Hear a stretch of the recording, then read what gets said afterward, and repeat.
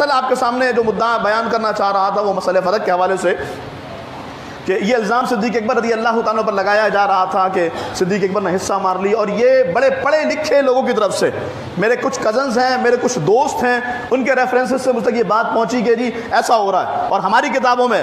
اچھا پھر وہ کہتے ہیں ہم نے بخاری دیکھی، اس میں تھا کہ واقعی صدیق اکبر نے حصہ نہیں دیا اور سیدہ ناراض ہو گئی، تو پھر ضرورت اس بات کی درپیش ہوئی کہ لوگوں کے سامنے حقیقت کو بیان کیا جائے تاکہ پتہ یہ لگے کہ یہ اصل میں مسئلہ فدق ہے کیا، سیدہ حصہ مانگنے گئی کیوں تھی، اور پھر اس حصے کے بارے میں جناب ابو بکر نے انکار کیوں کیا تھا۔ تو میں نے پچھلے جمعے آپ کے سامنے قرآن کریم کی آیت بینات کی روشنی میں اموال صدقات، اموال فے اور اموال غنیمت، ان تینوں کی تفصیل، تعریف اور ان کے احکامات بھی بیان کر دیے گئے تھے، ان کی ڈسٹریبیوشن کا طریقہ کار کیا ہوتا ہے۔ اب آئیے ان احادیث کی طرف کہ جن احادیث کے بارے میں یہ کہا جاتا ہے کہ سیدہ کائنات کو صدیق اکبر نے منع کیا تو سیدہ ناراض ہو گئی۔ اب سیدہ کا ناراض ہونا یقیناً یہ رسول اللہ کا ناراض ہونا ہے، تو گویا صدیق اکبر تو سیدہ ناراض تھی، ایسا بالکل بھی نہیں ہے۔ سیاح کی کتابوں میں تقریباً یہ جو مسئلہ فدق کے حوالے سے کہ سیدہ حصہ لینے گئی یا سیدہ نے کسی کو نمائندہ بنا کر کے بھیجا، تقریباً 22 سے زائد روایتیں۔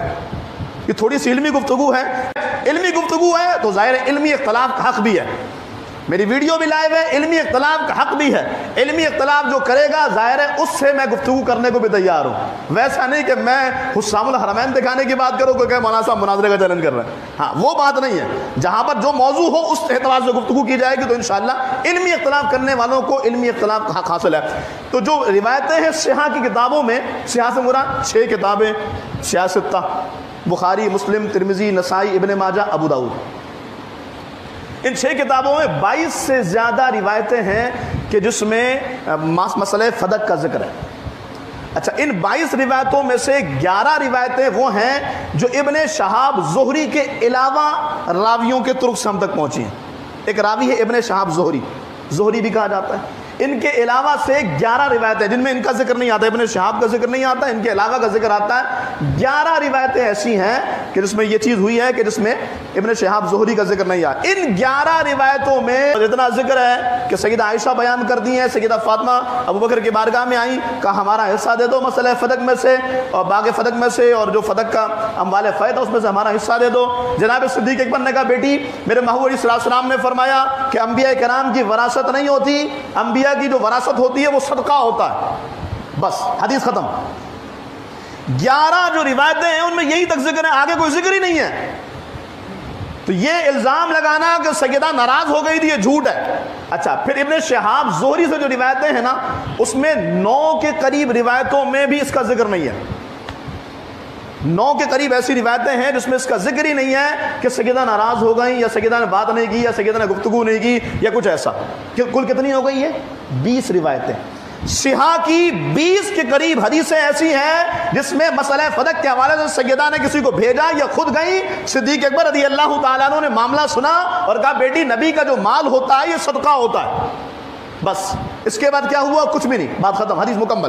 تو 20 کے قریب روایتیں ایسی ہیں۔ ہاں چند روایتیں ایسی ہیں جو ابن شہاب زہری سے روایت ہیں اور اس میں اس بات کا ذکر ملتا ہے کہ سیدہ ناراض ہو گئیں اور سیدہ نے گفتگو کو ترک کر دیا۔ اس کی جو اصل حقیقت ہے اور وہ جو اصل روایت ہے وہ میں آپ کو اصلی کتاب سے بیان کروں تاکہ یہ بالکل دودھ کا دودھ پانی کا پانی ہو جائے۔ یہ کوئی ایسی بات نہیں ہے جس کو ہم چھپانا چاہیں یا جس بات کو ہم لوگوں کے سامنے بیان کرنا نہ چاہیں، لیکن بات یہ ہے کہ خیانت جو کرے گا تو اس کا کوئی علاج نہیں ہے سوائے اس کے کہ اس کے سامنے کتابیں کھول کے رکھی جائیں۔ یہ بخاری شریف ہے، اس کا اصل نسخہ ہے، قدیمی کا چھاپا میرے ہاتھ میں موجود ہے۔ بخاری شریف کی صفحہ نمبر 995 پر یہ حدیث پاک بیان کی گئی ہے۔ قال اخبرنا معمر عن الزہری عن عروہ عن عائشہ، یہ سارے طرق بیان ہوئے۔ ان فاطمہ والعباس، کہ جناب سیدہ فاطمہ اور جناب سیدنا عباس رضی اللہ تعالیٰ عنہ اتیا ابا بکر، یہ دونوں جناب صدیق اکبر کی بارگاہ میں آئے۔ اچھا اس کے بارے میں بھی تدبیق یہ کی گئی ہے کہ صدیق اکبر رضی اللہ تعالیٰ کی بارگاہ میں آنے سے مراد یہ ہے کہ صدیق اکبر کے پاس نمائندہ بھیجا، یہ جناب عباس نے سیدہ فاطمہ کے نمائندے کی حیثیت سے بات کی، یا یہ بھی ہے کہ جناب صدیق اکبر نماز کے لیے جا رہے تھے، چونکہ سیدہ کا جو گھر ہے وہ بالکل مسجد نبوی میں ہے۔ آج بھی آپ حجرہ مصطفیٰ میں جائیں نا، جب آپ بلکہ ریاض الجنہ میں جائیں تو گرین کلر کے جو پردے لگے ہوئے ہیں یہ سیدہ کا گھر ہے، تو بالکل ساتھ ساتھ جناب سیدہ کا گھر بھی ہے، ابوبکر کا گھر بھی ہے، حضور کا گھر بھی ہے۔ تو مسجد نبی بھی وہیں پر ہے. تو اس لیے سیدہ کائنات نے گویا کہ جناب عباس کے ذریعے ابو بکر کو بلوایا. یہ ساری تدبیر بیان کی گئی ہے. بہرحال سیدہ نے بلوایا ہو یا سیدہ گئی ہو, حدیث پاک آگے سنیے. یلتمسان میراثہما من رسول اللہ صلی اللہ علیہ وسلم وہما یومئذ یطلبان ارضیہما من فدک وسہمہ من خیبر. تو ان دونوں نے جناب صدیق اکبر سے مال وراثت کا مطالبہ کیا. کون سے مال وراثت کا؟ وہ زمین جو فدق میں مسلمانوں کے حصے میں آئی تھی اور جو خیبر سے مال غنیمت حاصل ہوا تھا, ان دونوں کا مطالبہ کیا. بھائی خیبر کا ذکر کیوں نہیں کر رہے ہو؟ کیونکہ حدیث پاک میں تو دونوں کا ذکر ہے کہ سیدہ مسئلہ فدق کے حوالے سے بھی گفتگو کر رہی ہیں, اور خیبر آپ کو معلوم ہوگا پچھلی بار میں نے بیان کیا تھا کہ خیبر سے ایک منزل کے فاصلے پر فدق ہے, اور خیبر کو مسلمانوں نے جنگ کر کے فتح کیا تھا. لیکن جب فدق کے قصبے والوں کو معلوم ہوا, یہودیوں کو, کہ مسلمانوں نے خیبر فتح کر لیا ہے, تو انہوں نے بغیر کسی جنگ کے باغ فدق مسلمانوں کے حوالے کر دیا تھا. اسی لیے مال فیع کہلاتا ہے. تو ان دونوں کے بارے میں سیدہ نے اور جناب عباس رضی اللہ تعالی عنہما نے جناب صدیق اکبر سے کہا کہ مال وراثت میں سے ہمارا حصہ دو. فقال لهما ابو بکر, ان دونوں سے جناب صدیق اکبر نے فرمایا, سمعت رسول اللہ صلی اللہ علیہ وسلم یقول لا نورث ما ترکنا صدقۃ. جناب صدیق اکبر فرماتے ہیں کہ بیٹی میں نے محبوب سے سنا ہے صلی اللہ علیہ وآلہ وسلم, میں نے پیارے آقا کو فرماتے سنا کہ ہم جو کچھ مال چھوڑتے ہیں وہ صدقہ ہوتا ہے, وراثت نہیں ہوتا. مال وراثت میں اس کا کوئی شمار ہوتا ہی نہیں ہے, بلکہ وہ صدقہ ہوتا ہے. قال ابو بکر واللہ لا ادعو امرا رأيت رسول اللہ صلی اللہ علیہ وسلم يصنعه فيه الا صنعته. قال فهجرته فاطمہ فلم تكلمه حتى ماتت. حدیث پاک, اور یہ الفاظ ختم ہو گئے, میں ترجمہ بتاؤں. صدیق اکبر نے عرض کی, اللہ کی قسم بیٹی میں وہ کام ہرگز نہیں کروں گا جو میرے محبوب نے نہیں کیا, اور جو میرے محبوب نے کیا وہ میں کروں گا. حضور نے کیا کیا؟ میں نے آپ سے عرض کیا تھا جو فدق کا مال ہوتا تھا وہ گورنمنٹ کی کسٹڈی میں ہوتا تھا, یعنی حضور کے پاس, اور اس کے بعد جتنے حصے قرآن نے بیان کیے وہ سب کو تقسیم ہو رہا ہوتا تھا. ایسا ہی ہے.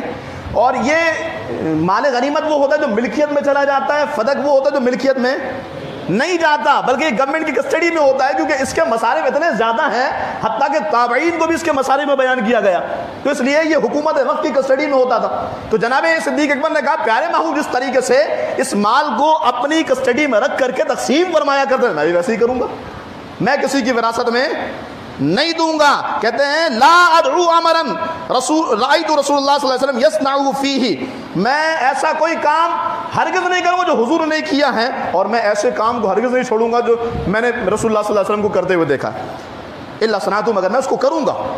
اب اس کے بعد جو اصل روایت ہے, توجہ کی یہاں پر آپ کی توجہ کی ضرورت ہے.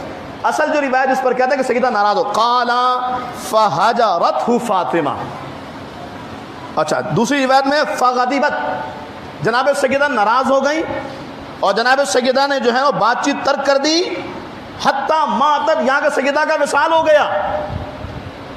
سیدہ نے نہ بات چیت کی, نہ سیدہ نے صدیق اکبر سے ملنا پسند کیا, بلکہ سیدہ ناراض ہو گئی, اور اس بات کو سن کر کے سیدہ کائنات رضی اللہ تعالیٰ عنہ اپنے گھر چلی گئی. اچھا, اگر اس روایت کو یوں ہی مانا جائے کہ یہ حدیث پاک ہے, اگر یوں ہی مانا جائے تو ہم یہ کہتے ہیں کہ سیدہ سے یہ بات ممکن ہی نہیں ہے. ایک بات ہوتی درایتاً اور ایک بات ہوتی روایتاً. روایت الفاظ تو یہی ہیں کہ سیدہ ناراض ہو گئی اور سیدہ نے بات چیت چھوڑ دی, لیکن اگر درایتاً دیکھیں تو عقلاً یہ بات ممکن ہے. امام صاحب کسی سلجھے ہوئے بندے کو کوئی مسئلہ بیان کریں اور وہ بندہ ناراض ہو جائے, بولیں سوال ہی نہیں پیدا ہوتا. ایک عام مومن انسان سے یہ بات متوقع نہیں ہے کہ اس کو دین کا مسئلہ بیان کیا جائے وہ ناراض ہو جائے. چل جائے کہ سیدہ کائنات کو حضور کی حدیث بیان کی جائے. اور اگلی حدیث پاک میں جناب عمر نے اس حدیث پاک کی گواہی سارے صحابہ سے لی ہے, حتیٰ کہ جناب مولا کائنات نے بھی گواہی دی ہے کہ حضور نے فرمایا کہ ما ترکنا, جو حدیث پاک ہے پیارے آقا صلی اللہ علیہ وسلم کی, حضور فرماتے ما ترکنا لا نورث ما ترکنا صدقۃ, ہماری کوئی وراثت نہیں ہوتی, ہم جو چھوڑتے ہیں وہ صدقہ ہوتا ہے. اس کی تائید جناب مولا کائنات نے بھی کی ہے, جناب عباس نے بھی کی ہے, جناب عمر نے بھی کی ہے.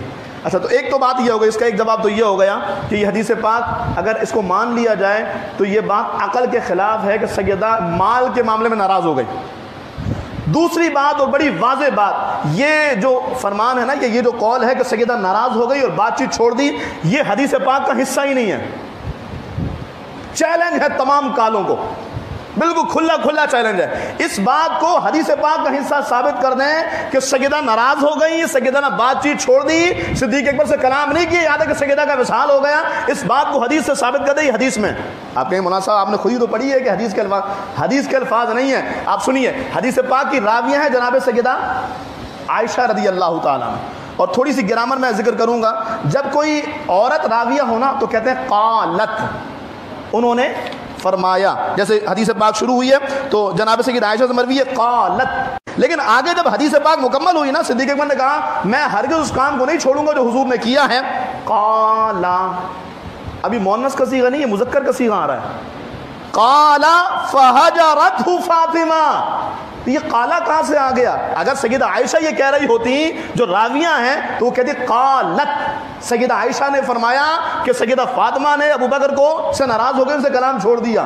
لیکن یہاں پر تو لفظ قالا ہے, تو پھر یہ قالا کا فاعل کون ہے, یہ کہاں کس نے ہے؟ تو محدثین کہتے ہیں اس کا فاعل ابن شہاب زہری ہے. یعنی ابن شہاب زہری کی اپنی سوچ یہ تھی کہ اس معاملے کے بعد سیدہ ناراض ہو گئی ہوگی اور سیدہ نے بات چیت چھوڑ دی ہوگی. اس راوی کی بات کیوں نہیں مانی؟ ہم نے کہا ہم پہ لازم تھوڑی ماننا.